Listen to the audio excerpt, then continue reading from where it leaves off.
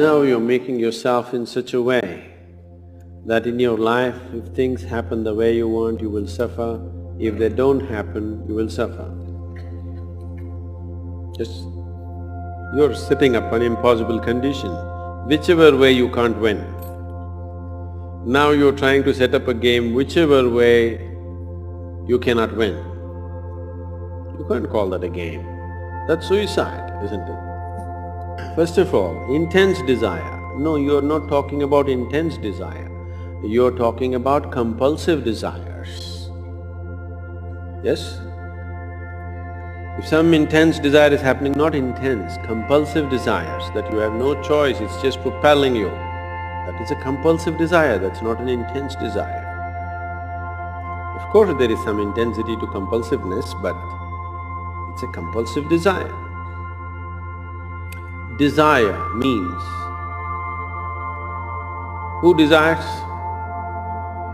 Who desires? I desire, yes? When I say, I desire this, does it sound like a conscious statement or an unconscious or compulsive statement? When I say, I desire to do this, that means I'm exerting my conscious way of doing things, isn't it? But now, when you say intense desire, you are actually referring to a compulsive desire about which you have no choice. So compulsiveness is not about I desire.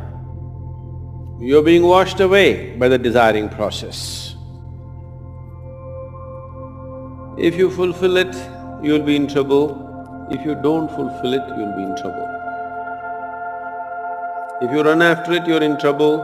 If you don't run after it, you're in trouble. You know that, isn't it? So you need to understand when I say or when you say, I desire, it has to be a conscious process that I desire this. This is my conscious choice. Life may be flowing like this, but this is what I desire. Life is trying to take me here, but I desire to go here. This is a conscious choice. So if you're looking at desire as a conscious choice,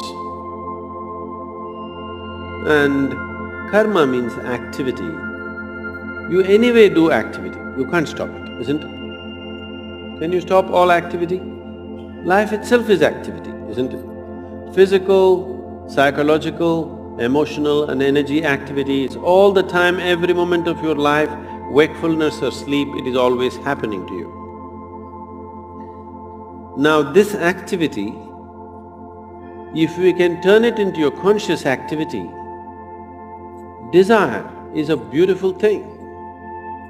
It's an absolutely wonderful tool in one's life.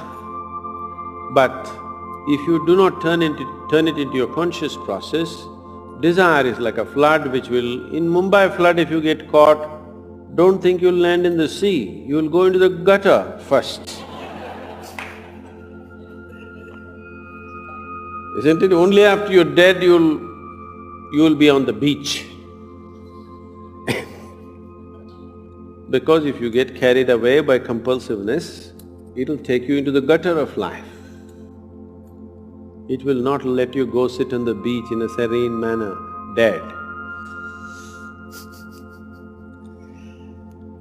So, don't complicate all this karma business, because the way you're talking about it, you're looking for a complication in your life. You don't get into all this karma business. What you do with yourself is, every day in the morning, you give yourself a crash course of inner engineering. 2-minute or 3-minute crash course, reminding yourself, day one, if you've forgotten already, go sit in, volunteer in one of the classes, 5 things from inner engineering, give yourself a crash course within 1 or 2 minutes. Every day, you will not gather any karma. If one course is not enough dosage for you, 5 times a day. Because it just takes 2 minutes, karma will fall apart by itself. because action is not the problem. You're trying to perform action with, all this modern glue thing. Okay, Fevicol. Mumbai thing is Fevicol. So you have your hands and your body coated with Fevicol and you're trying to walk through the world. By the time you go and come back, you'll have a mountain around you. That's what is happening to you. So, these 5 simple things are a solvent for your Fevicol or the glue that you're coating yourself with. If you don't have glue on your body, it doesn't matter whom you hug, isn't it? Or what you touch. But if you have glue on your body, don't ever touch anybody, because then you can't get rid of them. Some karmas have been like this. You touch somebody and you can't get rid of them now.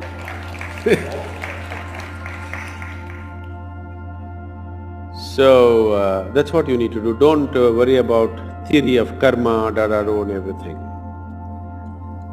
There's no theory about karma. Karma is action, it's not theory.